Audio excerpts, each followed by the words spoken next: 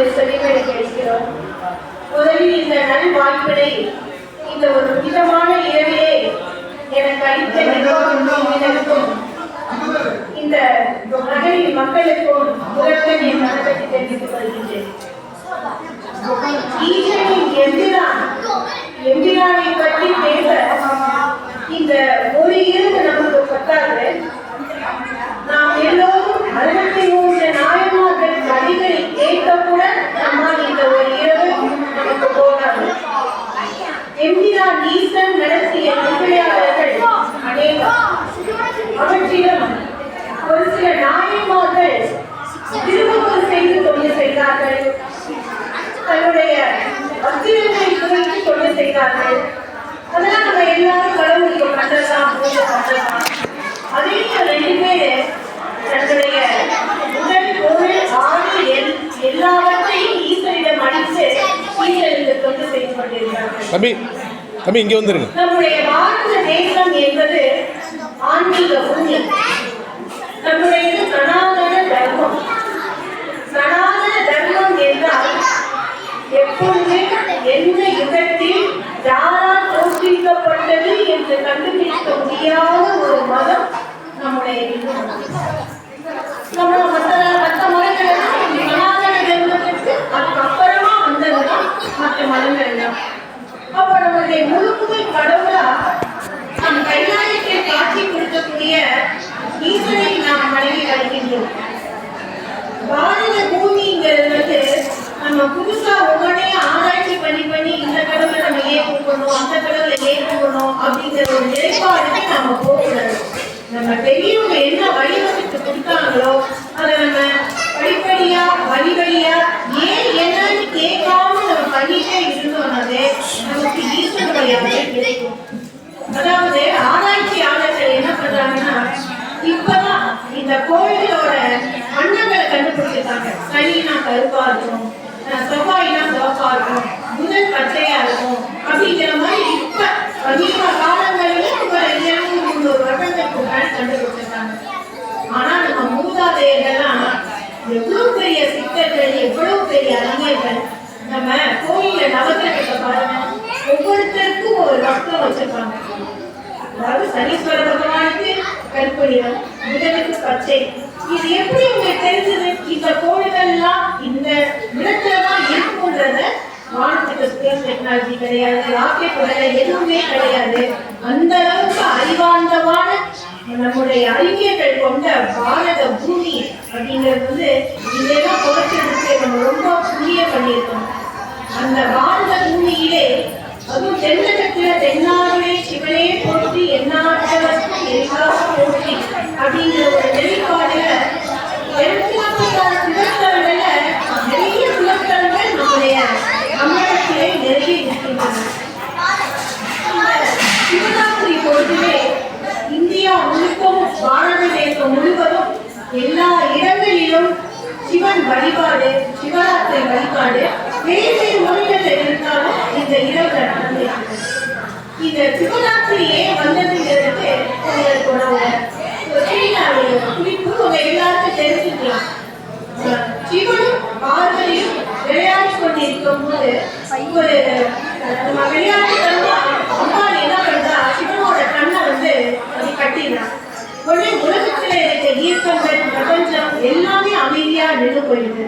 உடனே உயிர்கள்லாம் ஒரு வாழ்வதற்கு சிரமப்படுது. மற்ற உயிரினங்கள் கஷ்டப்படும் போது நான் பண்ண தவற வருந்தி 4 கால பூஜை செய்ததுக்கு அப்புறம் ஈசன் மக்களுக்கு உயிர் கொடுக்கிறார்.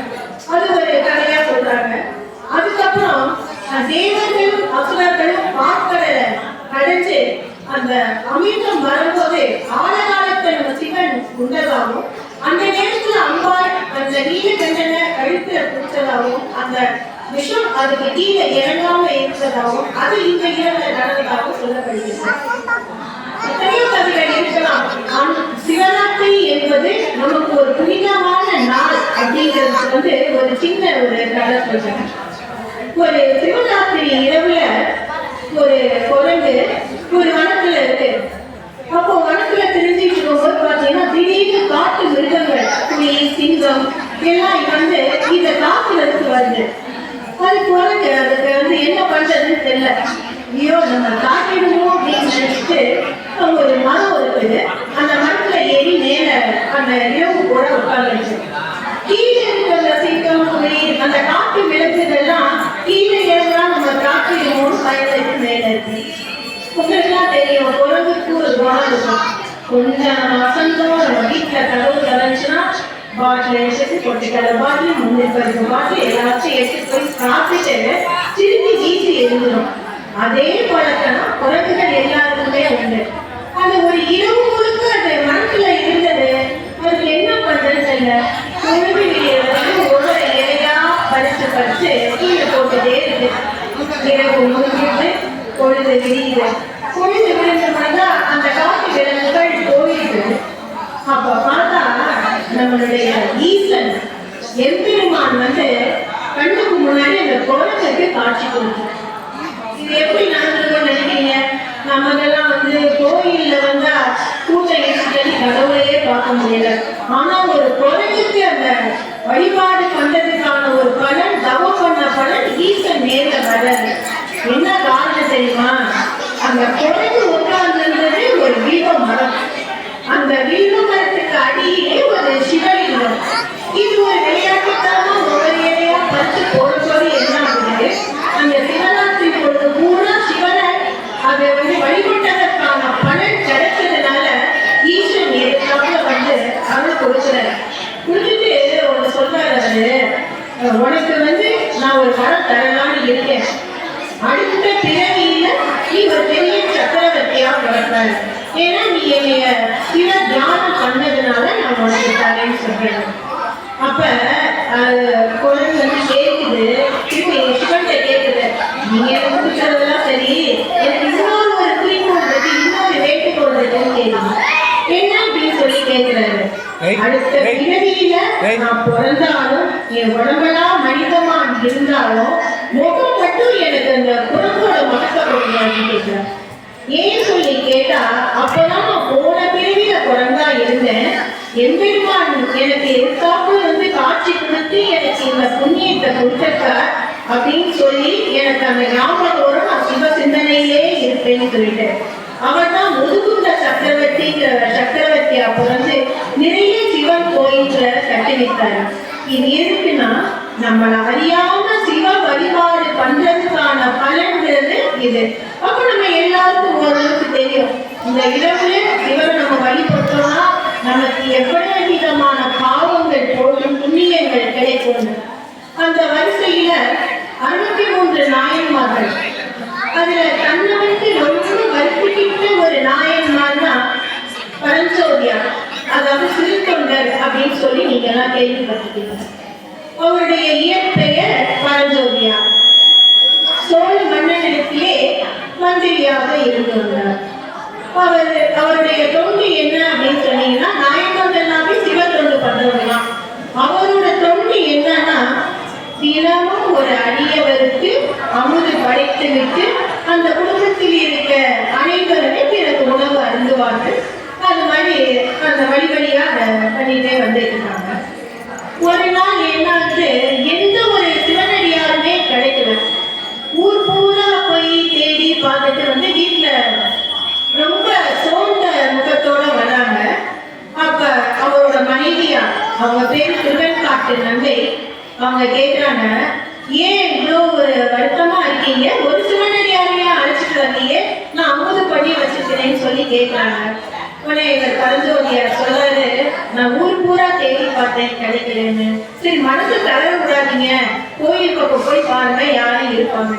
திருப்பி இவர் அந்த அமுது செய்ய போற நேரத்துக்கு திருப்பி தேடிட்டு வரும்போது பார்த்தீங்கன்னா ஒரு என்ன சொல்றது, தலையெல்லாம் வந்து இந்த ஜலம் குடிச்சு போய் கழுத்துல வந்து மண்டையோட்ட மாலையா போட்டுட்டு அவர் ஒரு சிவனடியார். அதாவது நம்ம தென்னகத்துல இருக்கவங்க எல்லாம் காவி கட்டி ருத்ராட்சம் போட்டு நெத்தியில பட்டை போட்டு இருப்பாங்க. ஆனா காசி வடநாட்டுல இருக்கவங்க பைரான்னு சொல்லுவாங்க, காப்பாடிகள் அப்படின்னு சொல்லுவாங்க. அவங்கள பார்த்தா கொஞ்சம் நமக்கு பயமா இருக்கிற மாதிரி இருக்கும், ஆனா அவங்களும் சிவனடியார் தான். அந்த உருவத்துல ஒருத்தர் இருக்காரு. அங்க போறாரு பரஞ்சோதியார், போயிட்டு அடியவர் வந்து சிவனடியார்னு நினைக்கிறேன். ஆமா நான் சிவனடியார். நீங்க வந்து எனக்கு ஒரு பழக்கம் வச்சுருக்கேன். நான் டெய்லி ஒருத்தருக்கு திருவாரூர் பண்ணிட்டு தான் நாங்க சாப்பிடுவோம்.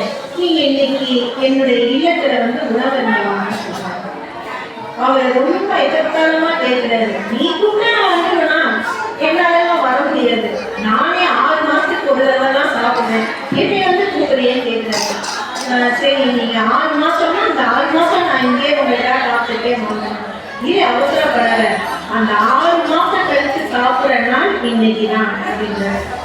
அடியவன் வந்து ரொம்ப மகிழ்ச்சி அடைகிறேன், நீங்க என்னுடைய இல்லத்துக்கு வாங்க. உண்மையா நான் சொல்றதை கேளு, நீ திருவோணம் பண்ணுவ, ஆனா என்னுடைய கொள்கை என்னன்னா நான் நல மாமிசம் தான் சாப்பிடுவேன், சைவம் சாப்பிட மாட்டேன் அப்படின்றாரு. இதற்கு என்ன சிவனோட அடியார்கள்லாம் வந்து சைவமாக இருப்பாங்க, சரி நம்ம அமுத குணமும் நினைச்சோம், அவர் கேட்கிற மாதிரி அதே செஞ்சிருவோம் அப்படின்னு. சரி உங்களுக்கு என்னென்ன மாமிச உணவு வகைகள் வேணும் சொல்லுங்க, நான் செஞ்சு ஏற்றுட்டு வரேன் அப்படின்னு சொல்றாரு. அப்ப அவர் சொல்றாரு, எனக்கு வந்து நல மாமிசம், அதாவது 5 வயது நிரம்பிய பாலகன் ஒரு குழந்தை, குடிக்கு ஒரு குழந்தையா இருக்கும், ஒரே பையனா இருக்கணும், அந்த பையனையும் அவங்க தாய் குடிக்க தன்னை அறிந்து கை சமைத்து எனக்கு அப்படின்னு சொல்றாங்க. இப்ப இந்த இடத்துல மற்றவங்க நம்ம என்ன எடுத்துருவோம், அப்படியெல்லாம் அவங்க செய்ய வேணாம், இதை நம்ம செய்யவும் வேணாம்னு நினைச்சிட்டு போயிடுவோம். ஆனா அவருடைய குறிக்கோளை வந்து திரும்பவும் செய்தல், அவர் காப்பாளிகள் கேட்ட என்ன கேட்டாலும் நம்ம செஞ்சிருவோம் அப்படின்ட்டு உடனே இவர் சொல்றாரு. சரி நான் உங்களுக்கு ஏற்பாடு பண்ணிடுறேன்னு இவர் மனசுக்குள்ள நினைச்சுட்டாரு. ஏதாவது வசதி இல்லாத வீட்டு பிள்ளைங்களை போய் பணத்தை கொடுத்து வாங்கிட்டு வந்து நம்ம செய்யலாம். அப்ப இவர் இன்னொரு செக்கு வைக்கிறாரு, அம்மாவுக்கும் அப்பாவுக்கும் தெரியணும், அம்மா பிடிக்கணும், அப்பா அறியணும், கை சமைக்கணும். இவர் ஒன்று புரியல. சரி நான் ஏற்பாடு பண்ணிட்டு வரேன்ட்டு வீட்டுக்கு போயிடுறாங்க. இல்லத்துல சென்று அவருடைய மனைவி திருவெண்காட்டு வந்து ஒரு பணிப்பெண் ஒருத்தி இருக்கா, சந்தனம் 2 பேர் இருக்காங்க. அங்க போய் இவர் சொல்றாரு, திருப்பங்கள் செய்ய ஒரு காபாலியன் கிடைச்சாரு, ஆனா அவரும் வந்து நல மாமிசம் குடிக்கு ஒரு குழந்தையா இருக்கணும் அப்படின்னு சொல்லி கேட்கிறாரு. நம்ம யாருமே போய் பணம் கொடுத்து வாங்க முடியாது, பணம் கொடுத்து வாங்கினாலும் எவ்வளவு ஒரு ஏழ்மையான நிலையில இருந்தாலும் குழந்தைய யாருமே பரிசோதனைகள்னா கொடுக்க மாட்டாங்க. அப்ப என்ன செய்யலாம் போது இந்த திருவெண்காட்டு நன்மை சொல்றாங்க.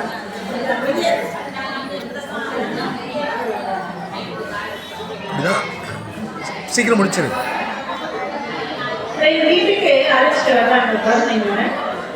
என்ன பண்ணலாம், நம்ம பிள்ளைக்கு சமைக்கிறதுனா வெளியிலேருந்து நம்ம யாரையும் அழைச்சிட்டு வர முடியாது. அப்ப திருவெண்காட்டு நங்கை வந்து ஒரு உபாயம் சொல்றான், வெளியே போய் நம்ம குழந்தைய வாங்க முடியாது, நம்முடைய பையன் 5 வயசு தானே, அந்த 5 வயசு பையனை நான் பிடிச்சிக்கிறேன், நீங்க அறிஞ்சு அடியவருக்கு அமுது செய்யலாம் அப்படிங்கிற மாதிரி ஒரு கட்ட சொல்றாங்க. உடனே இவரும் சரி அப்படின்றாரு. பள்ளிக்கு போயிருக்காங்க. பள்ளிக்கு போன குழந்தை பேரு சீராள. குழந்தை போய் பள்ளிக்கு சென்றிருக்கலாம். தாய் வந்து என்ன பண்றா, பள்ளிக்கு போய் அந்த குழந்தைய அழைக்க போனா. பள்ளிக்கு சென்று போனதும் நம்ம எல்லாமே இப்போ நம்ம பள்ளிக்கு போறோம், இடையில வந்து அம்மாவும் அப்பாவும் ஊருக்கு போனோம்னா நமக்கு ஒரு சந்தோஷமா இருக்கும். அது மாதிரி அந்த பையனுக்கு பாடசாலையில அம்மா வந்ததும் அவனுக்கு மனசுக்கு ஒரு சந்தோஷம் திருப்தி வருது. அம்மா நம்ம எதுக்கோ அழைக்க வந்ததுனால சந்தோஷமா ஓடி வந்து அம்மாவை கட்டி பிடிச்சிருக்கான். அப்ப அம்மா மனசுக்குள்ள ரொம்ப வேதனைப்பட்டு வீட்டுக்கு அழைச்சிட்டு போறான். அழைச்சிட்டு போயிட்டு திரும்ப செய்யணும். அப்ப அவன் காலையில பாடசாலைக்கு போனா, அது தூயமா நீராடி அவனை சுத்தமா நம்ம கை சமைக்கணும்னு நினைச்சிட்டு அந்த குழந்தைய கொடுப்பாட்டா, எப்பவும் போல தலை முடிக்கிறா, எல்லாம் பண்ணிட்டு கண்ணத்துல அவங்க பையன் கேட்கலாம், ஏன்னா காலையில பாடசாலைக்கு போகும்போது நீ இந்த எல்லாத்தையுமே நீ எனக்கு பண்ண, திருப்பி ஏமா பண்ண, நீ பண்ணது பத்தி ஒண்ணு இல்ல, எல்லாம் பண்ணிட்டு என் கண்ணத்துல ஒரு முத்தம் கொடுத்தியே, ஏமா கொடுக்கலன்னு கேட்கலாம். அப்பதான் அவன் தாய்க்கு வந்து அந்த எண்ணம் வந்து அந்த கண்ணத்துல கொண்டு போய் முத்தம் கொடுக்கும் போது அவளுக்கு தோணுது, முத்தம் கொடுத்தோம்னா அடியவருக்கு படைக்க போற உணவு எச்சில் ஆயிடும்ட்டு முகத்தை திருப்பிக்கிறா. அவங்க குளிச்சுக்கிறா, சமைக்கிறாங்க, கறி சமைச்சு எல்லாம் கறியெல்லாம் சமைச்சிட்டு பரஞ்சோதியார் போய் அந்த சிவனடியாரை கூப்பிடுறதுக்காக போறாங்க. அவர் போனதும் ஆர்டர் கேட்கிறாரு, நலமாமிசம் தானே பண்ண? ஆமா. வீட்டுக்கு ஒரு பையன் தானே? ஆமா. அம்மா அப்பாவுக்கு தெரிஞ்சு அம்மா பிடிக்க அப்பா தானே பண்ணிருக்கீங்க? ஆமா. சொல்லிட்டு வீட்டுக்கு வர அழைச்சிட்டு வந்து ஏழையெல்லாம் போட்டு அந்த மாமிசத்தை பரிமாறுறாங்க. அவங்க வீட்டுல சந்தன நங்கைன்னு ஒரு பணிப்பெண் அவ்வளோ இருந்தான். உட்கார்ந்ததும் ஒரு கேள்வி கேட்கிறாங்க. பொதுவாகவே மாமிசம் பண்றவங்க எல்லாம் என்ன பண்ணுவோம், இந்த தலைப்பகுதியை எடுத்துக்குவோம், செய்ய மாட்டாங்க. ஆனா அவர் என்ன கேட்கிறாரு, தலைப்பகுதி பண்ணிருக்கியா, அதுதான் எனக்கு ரொம்ப பிடிக்கும்னதும் 2 பேருக்கு திருப்பி வாரி போடுதாக நம்ம செய்ய மாட்டோமேங்கிறப்ப அடுக்கலையிலேருந்து சந்தன நங்கை சொல்றா, எப்போ ஒரு சிவனடியார் வந்து ஒரு குழந்தைய சாப்பிடன்னு சொல்றாரோ அவருக்கு காதாவது கழிச்சாவது கிடையாது, அதையும் நான் பக்குவம் பண்ணி வச்சிருக்கேன்னு இலையில பரிமாறாங்க. உட்கார்ந்தவர் சாப்பிட்டாரா? அடுத்தது வீட்டுக்கு விருந்தினர் வந்து அப்படிதான் தனியா சாப்பாடு போடுறீங்களா? உங்க வீட்டுல குழந்தைலாம் கூப்பிடுறீங்க, இவதான் குழந்தைய சமைச்சிட்டாரு, எந்த குழந்தைய கூப்பிடுறோம்? உடனே இவ சொல்றாரு, இல்ல அடியவர் வந்து உணவு அருந்துங்க, 2வது அந்த குழந்தை சமைச்சிட்டாங்கன்னா அது தீண்ட வீடுன்னு நினைச்சுக்குவாரோங்கிற ஒரு இதுல பள்ளிக்கு போயிருக்கான், பாடசாலைக்கு போயிருக்கான் என்னோட பையன், நீங்க அடியவர் வந்து நீங்க அமுத செய்யுங்க அப்படின்னு சொல்றாங்க. அவர் சொல்றாரு, இல்ல நீ பையனை வர சொல்லு அப்படின்னு பிடிவாக பிடிக்கிறாரு. பழந்தோதியாருக்கு என்ன பண்ணன்னு தெரியல, கையை பசிச்சுட்டே நிற்கிறாரு. போங்க தம்பதியா வாசல் வெளிப்புறம் போங்க, வெளிப்புறத்துல போய் நின்று கூப்பிடுங்கன்றாரு. உடனே வெளியில வர்றாங்க. வீட்டு வாயில வந்து 2 பேரும் நின்றுட்டு கூப்பிடுறாரு. பழந்தோதியார் கூப்பிடுறாரு, செய்ய வரிய சீராளா, அண்ணவர் உன்னை உன்னை அழைக்கிறார் வாரினார். பாத்தீங்கன்னா காலையில என்ன அலங்காரம் பண்ணிட்டு பாடசாலைக்கு அந்த குழந்தை போச்சோ அதே மாதிரி புரியாது அந்த குழந்தை, அதாவது கை சமைச்ச குழந்தை அப்படியே உள்ள 2 பேருக்கும் ரொம்ப ஆச்சரியம்.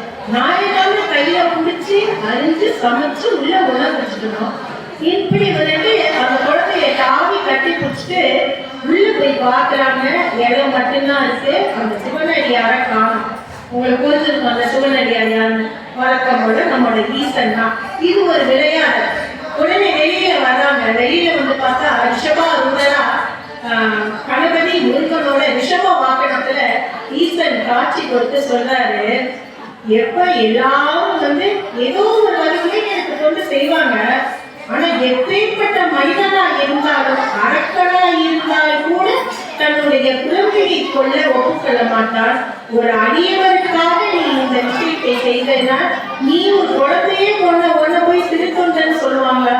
நீ வந்து சிறுத்தொண்டர், நீ எது பழத்தோதி கிடையாது, உன்னை வந்து எல்லாரும் சிறுத்தொண்டன் தான் கூப்பிடுவாங்க அப்படின்னு சொல்லி மறைஞ்சிட்டார். இவர் வந்து தன்னோட குழந்தைய வந்து சமைச்சார். இவருக்கு அந்த ஒரு வழி மன வேதனை மட்டும்தானே தவிர வேற வழியோ எதுவும் கிடையாது. இதுல ஒரு வேடன் கொஞ்சம் வேறுபட்டு இன்னொரு வேடன் இருக்கான். அந்த வேடன் வந்து நம்ம எல்லாம் காளகஸ்தி போயிருக்கோம். திருப்பதியில காளகஸ்தி, திருப்பதி பக்கத்துல காளகஸ்திங்கிற இடத்துக்கு நம்ம போயிருக்கோம். அங்க இருக்கிற கண்ணப்ப நாயனார் அவர் வந்து ஒரு வேடுவர் கூட தோன்றல்.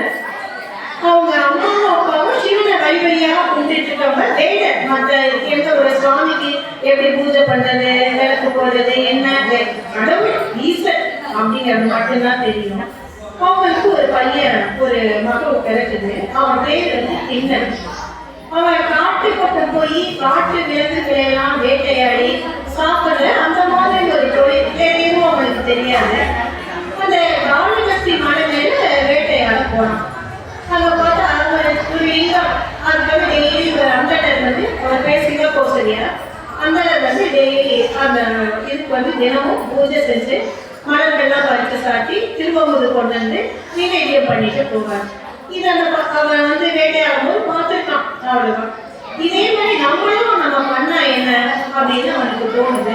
ஆனா அவனுக்கு அதுக்கான வழிமுறைகளோ எதுவுமே அவனுக்கு தெரியாது. என்ன பண்ணலாம்? அவரை அபிஷேகம் பண்ணாரு, நம்மளும் அபிஷேகம் பண்ணணும். நம்மகிட்ட எந்த விதமான பாத்திரங்களும் இல்லை. என்ன பண்ணலாம்? பக்கத்துல ஆறு ஓடுது. அவனுக்கு அந்த ஒரு நல்லது, இதுதான் நல்லது கெட்டது தெரியல. அவன் என்ன பண்ணா, 2 கைகளெல்லாம் ஏற்றிட்டு வந்து அபிஷேகம் பண்ணலாம். அந்த லிங்கத்தை வர்றதுக்குள்ள அந்த கைகள் என்ன நீர் வந்து ஒழுகிடும். லிங்கத்திட்ட போகும்போது அந்த தண்ணி அவனுக்கு கிடைக்க மாட்டேங்குது. அப்ப அவன் என்ன பண்ணா, சரி வாயில அந்த தண்ணியை எடுத்துப்போம், அப்பதான் கீழே சிந்தாத நினைச்சிட்டு தன்னோட வாயில தண்ணியை குடிச்சிட்டு வந்து லிங்கத்தின் மேல விழுடும். திருப்பி போறான். அந்த லிங்கம் நிறைய வரைக்கும் போயிட்டு அதை பண்ணான். பண்ணி முடிச்சதும் அவனுக்கு அப்புறம் என்ன செய்வாரு அண்ணன்? மலர்லாம் சாப்பிடுவாரு. நம்மளும் மலர் சாப்பிடுவோம். அப்போ அவனுக்கு தெரியல எந்த வகை பூக்கள் தான் சாப்பிடணும், இந்த பூக்கள் தான் லிங்கத்துக்கு சாப்பிடணும், இது எதுவுமே அவனுக்கு தெரியல. அதனால நம்ம அந்த காட்டு பூ சொல்லுவோம் இல்லையா, வாசனையெல்லாம் இல்லாம பக்கத்துல என்ன மலர் இருக்கோ அதை பறிச்சு அந்த லிங்கத்து மேல சாப்பிடலாம். அப்புறம் யோசிக்கலாம், அவரை நெய்வேலியம் கொண்டுறாரு, ஒரு தூக்கில கொண்டு வந்து சக்கரை பொங்கலை காமிச்சிட்டு எடுத்துட்டு போயிட்டாரு. ஆனா நம்மகிட்ட எதுவுமே இல்லை. ஆனா எல்லாம் பண்ணியாச்சு. ஈஸ்வரனுக்கு வந்து இப்போ பசிக்கும், நம்ம என்ன பண்ணலாம்னு நினைக்கும் போது அவன் தான் வேட்டையாடுவானாச்சு. ஒரு காட்டு விலக்க வேட்டையாடி அதை காட்டுல வந்து தீ ஊற்றி அதை வாட்டி அது ஒரு இலையில கொண்டு வந்து ஈஸ்வரனுக்கு படைக்கலாம். படைச்சிட்டு நீங்க வந்து உங்களை வந்து நான் அபிஷேகம் பண்ணிட்டேன், உங்களுக்கு அவங்க செஞ்ச மாதிரியே பூவு போட்டு உங்களுக்கு நெய்வேத்தியம் பண்ணிட்டேன் அப்படின்னு உடனே அந்த லிங்கோட்டை எல்லாம் வந்து ரெண்டு கண்கள் இருக்கு இல்லையா, அதுல ஒரு கண்ணில் இருந்து ரத்தம் வடியுது. அந்த லிங்கத்தோட ஒரு கண்ணில் இருந்து ரத்தம் வடியுது. இவனுக்கு வந்து சின்ன பொண்ணுக்கு தூக்கு வாசி வருது. என்னடா கடவுளுக்கு நம்ம என்ன நல்லா செஞ்சோம், கண்ணுலேருந்து ரத்தம் வருது, என்ன பண்றது? அவன் வேற எதுவுமே யோசிக்கல. ஏன் ரத்தம் ஏன் வருது, என்ன வருது, ஏன்னா அதெல்லாம் இல்லை. கடவுளோட கண்ணிலேருந்து ரத்தம் வருதுன்னு நான் கையில் இந்த ஈட்டியால ஒரு கண்ணை எடுத்து லிங்கத்துக்கு வச்சிடலாம். அந்த ஒரு கண்ணை விட்டுட்டு மறு கண்ணிலையும் திருப்பி ரத்தம் வருது, ரத்தம் வழியுது. அப்ப என்ன பண்ணலாம்? இந்த கண்ணை கொடுத்துட்டோம், இந்த கண்ணையும் நம்ம கொடுக்கலாம். ரெண்டு கண்ணு இல்லைன்னா நமக்கு எந்த இடத்துல கண்ணை வைக்கிறதுன்னு நமக்கு தெரியாதுங்கிறதுனால உன்னோட காலை தூக்கி அடையாளமா இன்னொரு கண்மையில வச்சுட்டு இன்னொரு கண்ணையும் எடுத்து லிங்கத்துக்கு சமர்ப்பிச்சுக்கலாம். இதுல ஒண்ணு வச்சுக்கோங்க, எந்த ஒரு நேமம் நிஷ்டை எந்த ஒரு இதுவும் தெரியாது. அவனுக்கு நினைச்சது வந்து கடவுள் கஷ்டப்படக்கூடாது, கடவுளுக்கு கஷ்டப்படக்கூடாது, இவ்வளவுதான். காலை தூக்கி அவன் பண்ண எல்லாமே நம்ம சொல்லுவோம் அபச்சாரமான செயல். ஆனா இது ஒரு திருவிளையாடல், ஈசனின் திருவிளையாடல். அப்ப என்ன பண்ணாரு, இந்த கால் வச்சு இன்னொரு கண்ணு வச்சதும் வழக்கம் போல சிவபெருமானுங்க காட்சி கொடுக்கிறார். காட்சி கொடுத்துட்டு சொல்றாரு, உனக்கு எதுவுமே தெரியாது, இருந்தாலும் சிறுத்தொண்டர் வந்து பிள்ளைக்கடி சமைச்சாரு, அவருக்கான வழியில மன வேதம் தான். ஆனா உன்னையே நீ வருத்திக்கிட்டு உன்னோட கண்ணை எடுத்து நீ இந்த மாதிரி எனக்கு வந்து லிங்கத்துக்கு நீ சாப்பிட்றதுனால இன்னையிலேருந்து நீ வந்து திண்ணப்பன் கிடையாது, கண்ணப்பன் நாயனா அப்படின்னு சொல்லி காட்சி கொடுக்குறாரு. இது ஒரு நாயன்மாருடைய கண்ணு. அது மாதிரி திருநாளி போவார் அப்படின்னு ஒரு நாயன்மார். உங்க எல்லாருக்கும் தெரிஞ்சுக்கோங்க, பாட்டி காலத்துல நந்தனார்னு ஒரு படம் வந்தது. அந்த நந்தனார் தான் திருநாளை போவார். அவர் வந்து ஒரு கீழ் ஜாதி பட்டியலின ஜாதியை சேர்ந்த ஒரு தாழ்ந்த குலத்துல பிறந்தவர். அவர் வந்து சிதம்பரம் பக்கத்துல இருக்கிற ஊர்ல இருக்காரு. அவரோட பெரிய ஆசையே வந்து சிதம்பரம் போகணும், சிதம்பரத்துல போய் நம்ம அந்த சிவனை பார்க்கணும் அப்படின்னு நினைக்கிறாரு. எப்படி நினைக்கிற தெரியுமா?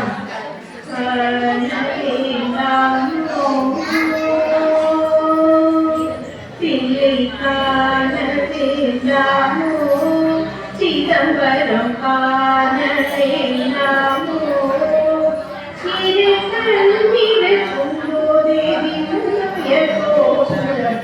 காண வேண்டாமோ அப்படின்னு மனசுல அவர் நினைச்சிட்டு எப்படியாவது நம்ம வாழ்க்கையில ஒரு தடவையாவது நம்ம போய் பிள்ளைய போய் தரிசிக்கணும் அப்படின்னு நினைச்சிட்டு. அப்ப இத தாழ்ந்த குளத்துல இருக்காரு. ஒரு வயல வந்து பிரியாமனா வேலை பார்த்துட்டு இருக்காரு. கூட இருக்கவங்க எல்லாம் என்ன பண்றாங்க, அந்த பிள்ளைக்கு போகணுமா, சிதம்பரத்துக்கு போகணும் அப்படின்றாங்க. ஆனா நமக்கு நம்ம ஒரு இடத்துக்கு வரோம், நம்ம தொண்டு பண்ணோம்னா நமக்கு தொந்தரவு பண்ண சுத்தி ஒரு 4 பேர் இருப்பாங்க. 100 பேர் நல்லது பண்ணாங்கன்னா 4 பேர் தொந்தரவு பண்ணுவாங்க. அது ஒரு 4 பேர் என்ன பண்றாங்க, முதலாளிகிட்ட போய் சொல்றாங்க, அவனே கேட்டாலே அந்த சிதம்பரம் போனாலும் உள்ள போறது இல்லை, நம்ம வயல்ல உள்ள வேலையெல்லாம் இருக்கு, அவன் சிதம்பரம் போகணும்னு சொல்றாங்க. முதலாளி கூப்பிட்டு இங்க வா, அவங்க பேரு எங்க குழைய அவர் கூப்பிட்டு சொல்றாரு, நம்மகிட்ட எவ்வளவு நிலம் இருக்கு அப்படின்னு கேட்கிறாரு. 40 வேலி இருக்கு. இந்த 40 வேலியையும் நீ நடவு நட்டு பயிர் உண்டாக்கி இந்த 40 வேலியை அறுவடை பண்ணிட்டு நீ சிதம்பரம் போகணும். இல்ல நான் இன்னும் அந்த ஒரு நாளையோ இல்ல நாளை மறுநாளோ போகணும் ஈஸ்வரை பார்க்கணும் பண்ணிட்டு போகுது. நீ நினைச்சு பாருங்க, ஒரே நாள்ல நம்ம எப்படி 40 நட்டு அறுவடை பண்ணி 40 வேலி நம்ம வந்து சேகரிச்சு நம்ம எதுவும் பண்ண முடியாது.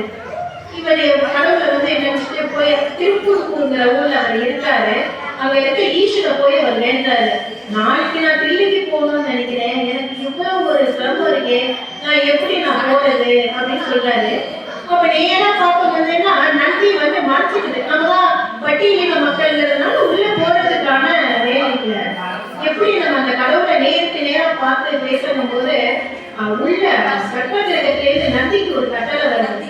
கொஞ்சம் நகர்ந்து நிலை நின்று வெளியில என்னோட பக்தன் பரம பக்தன் நிற்கிறான், நீ இப்படி மறைச்சு நிக்கிறீங்கிறப்ப அந்த நந்தி விலகுது. நந்தி விலகிய ஸ்தலம் எதுனா திருப்பூர்.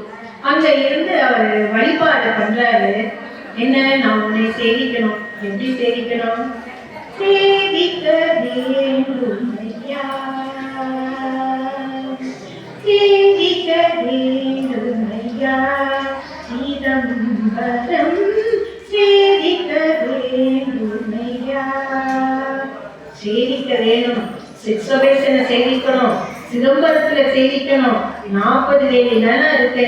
இவன் திருப்பூர்ல வந்து சிவன்கிட்ட சொல்லிட்டு வர, நாளைக்கு நான் உன்னை பார்க்கணும், அவனை எப்படி பார்க்கறேன்னு தெரியலன்னா அங்க எல்லாம் அதோடைய எல்லாம் வேண்டிட்டு ரொம்ப மன வருத்தத்தோட அந்த 40 வேலி நிலம் பக்கம் போனா எல்லா நாட்டெல்லாம் நட்டு அறுவடை பண்ணி எல்லாம் கட்டா கட்டி இருக்கு.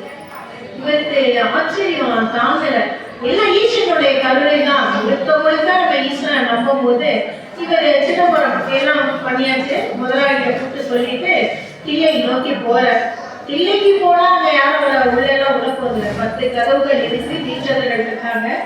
இவர் வந்து ஒரு குழைய உள்ள போக போறதில்ல.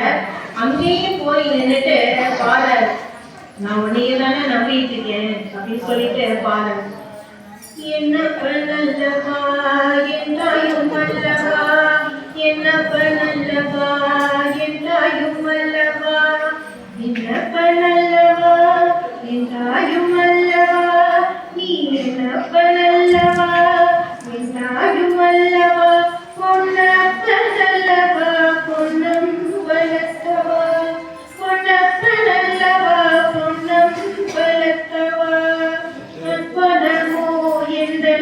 அப்பன் திருவருள் சொப்பனமோ எங்கள் அப்பன் திருவருள், ஆதியபாதனே அம்பலவாணனே, ஆதியபாதனே அம்பலவாணனே, நின்னாழ்ந்த கருணை ஏழைகளினோ, நின்னாழ்ந்த கருணையை ஏழைகளினோ,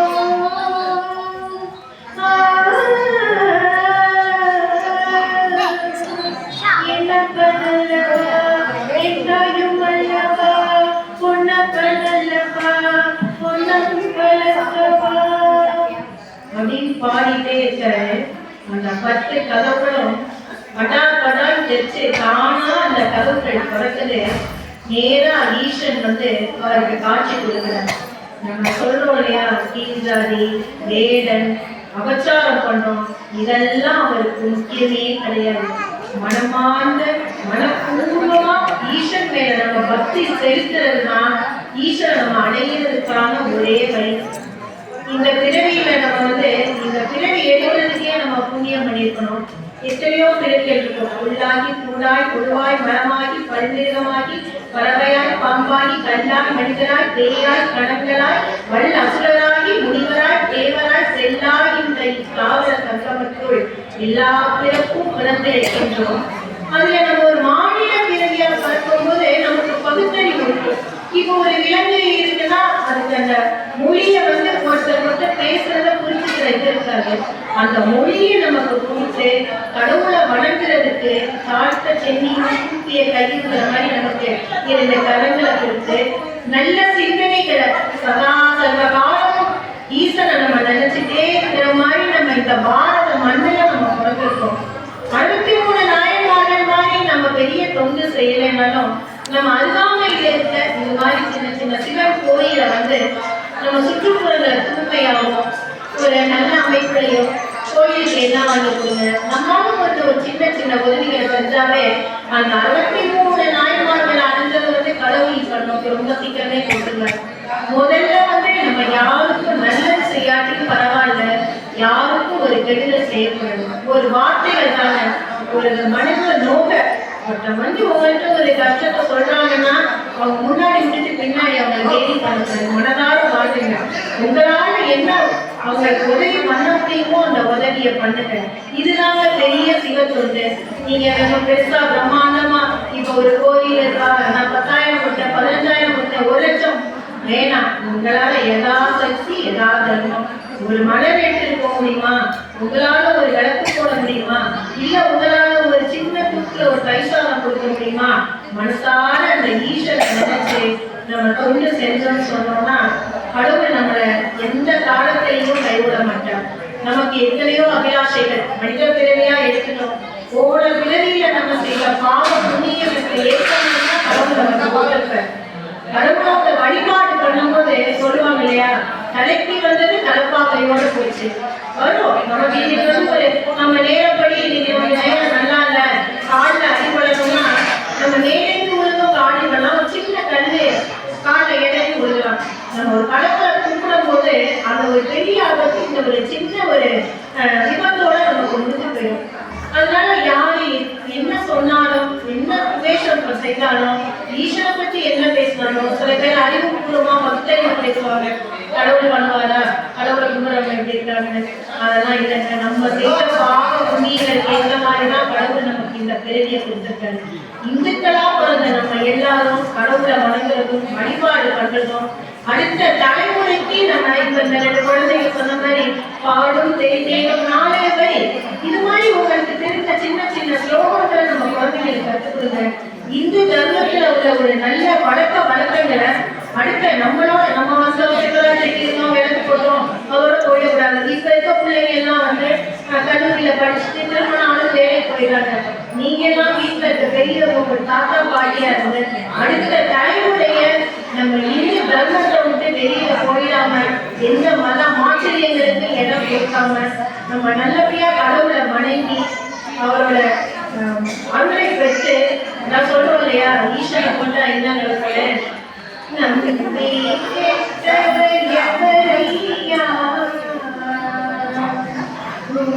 நம்பி கேட்டவர் எவரையா, நம்பி கேட்டவர் எவரையா, விநாயகனே திருமணிகளின் இறைவர் நம்பி கேட்டவர் எவரையா, ஒன்றுமே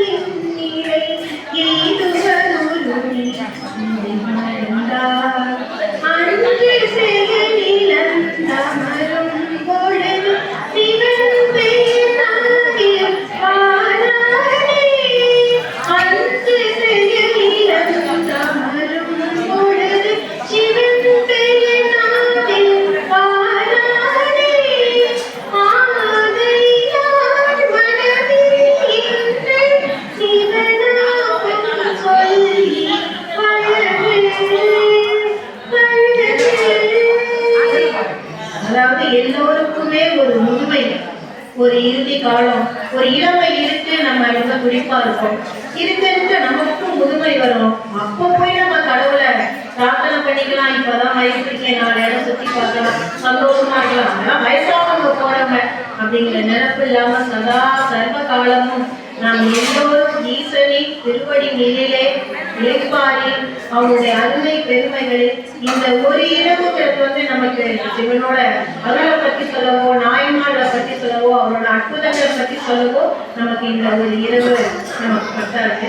அடுத்த காலத்திற்கான நேரம் நெருங்கி விட்டது.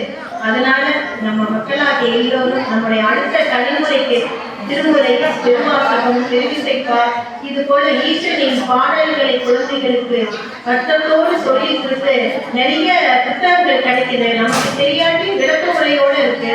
ஒரு டெய்லி ஒரு 2 பாட்டு இல்ல ஒரு பாட்டு சொல்லும் போது அவர்களுக்கு ரத்தத்திலே தானாவே அந்த சிவ சிந்தனைகள் வந்துடும். இது மாதிரி நம்ம அடுத்த தலைமுறைக்கு நம்ம எல்லாரோட கடமை இதை நம்ம நல்லபடியா கொண்டு போய் இந்த சைவ சமயம் நல்லபடியா வளரணும். நீங்க வந்து இந்த பொழுதுல என்னுடைய இந்த சிறு உரையை அவங்க எல்லோரும் அனைவரும் அமைதியா இருந்து கேட்டதுக்கு கடவுளுக்கு நான் நன்றி சொல்லிக்கிறேன். கடவுள் உங்களுக்கு எல்லா விதமான நல்ல வளங்களையும் நல்ல ஆயுளையும் குழந்தைகளுக்கு நல்ல கல்வி, வேலை வாய்ப்பு, திருமணம் எல்லாவற்றையும் நடத்தி கொடுக்கணும்ட்டு வேண்டிக்கிட்டு வான்முகில் வழாது பெய்க, மலிவளம் சுரக்க, மன்னன் போர் முறை அரசு செய்க, குறைவிலா உயிர்கள் வாழ்க, நான் மறை அறங்கள் போக, நஷ்டமும் தேடி மல்க, மேன்மைகள் திருச்சிற்றம்பலம்.